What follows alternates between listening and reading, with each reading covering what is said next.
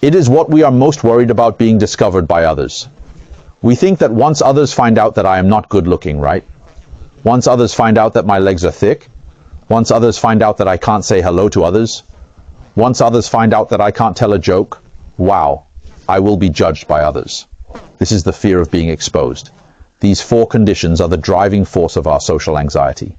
Then you also need to know that the benefit of social anxiety is that social awareness cannot grow wildly. Just like an apple tree, if the apple tree is not pruned, no one prunes it, it will grow as tall as it wants. And the other fruits are generally not tasty. You have to prune it so that it can bear good fruits. If social awareness grows wildly, there is no containment. If you want to socialize with everyone and meet everyone, then this person is probably crazy. Then social anxiety can bring harmony to the group. Just think about it. If a person cares a lot about what others think of him, then he is at least a good person, right? This person at least cares a lot about what others think of him, so he can bring harmony to the group. When you care about your own image, it will give you a sense of security.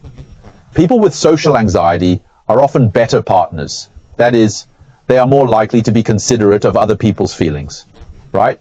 They are more likely to be better partners. The root cause of social anxiety comes from a voice in your head that always judges you. You are terrible. You will be laughed at by others if you do this. If you want to know what you are most sensitive to and what makes you most likely to have such inner self-judgment, just complete a sentence like this. When I say something, it's obvious that I'm da-da-da-da to complete the sentence. For example, when I meet a strange woman, it's obvious that I'm unattractive, right?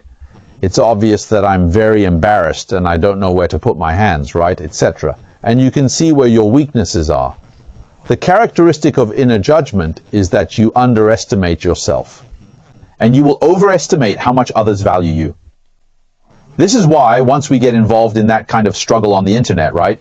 For example, if you have been scolded by others on the internet, you will feel that it is terrible, and you can't stand a few people scolding you, right?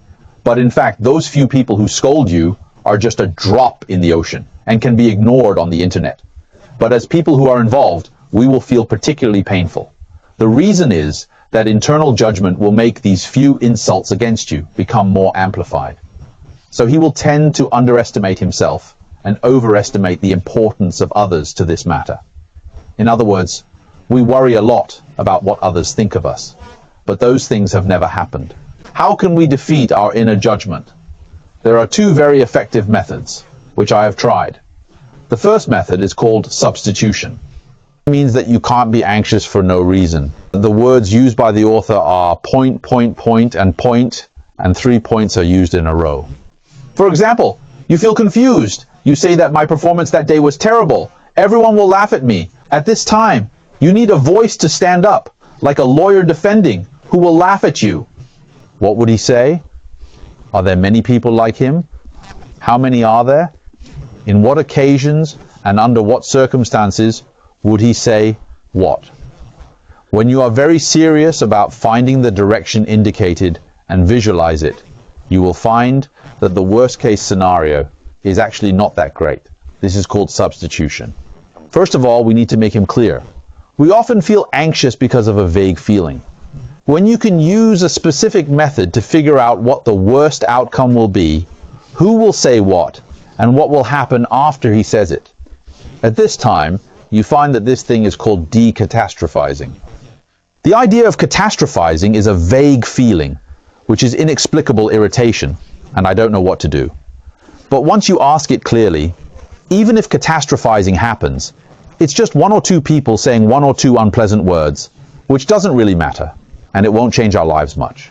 Imagine you come into a swimming pool and see 2 coaches teaching children to swim. One coach yells at the kid, "You idiot! Can you swim? Come back here, okay?" He punishes the kid physically. How do you think the kid will learn? I have accompanied children to learn swimming, and 3 or 4 of them dropped out of school. They didn't learn. But there is another coach who understands the children. He can tell the child's feelings, and then guide the child to take the next step, and then teach him step by step, right? We find that there is often a grumpy coach in our minds, and the guidance given to us by this grumpy coach is counterproductive. He constantly blames us. He has no sympathy for us, and he makes it increasingly difficult for us to change. and often we give up on some things and don't change. This is how I live my life. For example, if you always find someone late, you always blame him for being late, and the result is that he will be late, and this may not change in this life. So the real effective way to change is to embrace our anxiety. That is to say, you have to learn self-compassion and build a caring coach in your mind. How to achieve self-compassion? First, learn mindfulness. Mindfulness is very important. By looking at something, smelling something, touching something, or listening to something, sight, sound, smell, taste, and touch can bring us back to the positive side and allow us to return to the present moment. You will find that returning to the present moment actually does not bring us so many worries. Our worries are often caused by many things that have not happened. Therefore, learning to maintain mindfulness is the first step to calm us down. Then, we should often have some self-friendly behaviors. What is self-friendly behavior? It means telling yourself in your mind that you are making progress. This is a learning opportunity, right? You have tried your best and you have done better than last time. I believe you will do better next time. And the third thing is to tell yourself that human nature is universal. I probably realized this in college when I was often embarrassed in debate competitions. Then one day I suddenly realized that no one could remember the part where I embarrassed myself. How did I realize this? When I watched other debaters debate, I often remembered the best performance of this person. This person is so good, this person is so great. Wow, that was really great. But I couldn't remember the time he said something wrong. Later I thought that since I was like this, I'm afraid others are the same. So I gradually felt the kindness of the audience. This is called understanding that human nature is common. How you treat others is often how others will treat you, right? So if you can be a kind person, you will be able to perceive the kindness of others more. We are always the spectators, and we always think it is a miserable thing for a person to be the spectator. But if you really understand human nature, you will find that you will get tired of it after 2 days. Once these 2 days pass, this matter will be over.